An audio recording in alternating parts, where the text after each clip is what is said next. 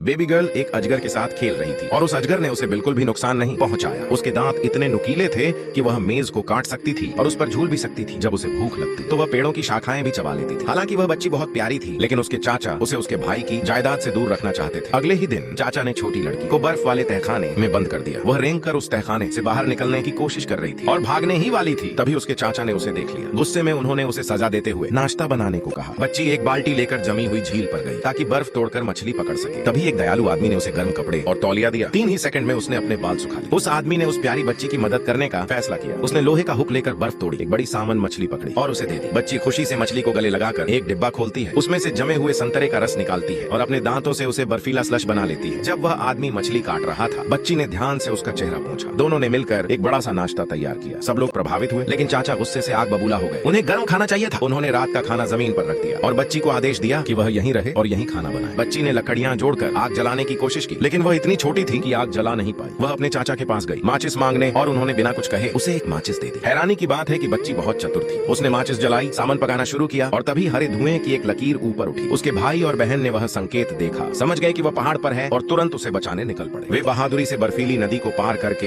एक गुफा तक पहुंचे, जहां बच्ची घायल मिल गई। उन्होंने जल्दी से उसे उठाया, एक सुरक्षित रास्ता ढूंढा और जमे हुए झरने से वहां से बाहर निकल गए। अंत में उन्होंने एक कठिन और खतरनाक बचाव पूरा किया और वे सभी सुरक्षित थे, हालांकि बहुत थके और परेशान भी।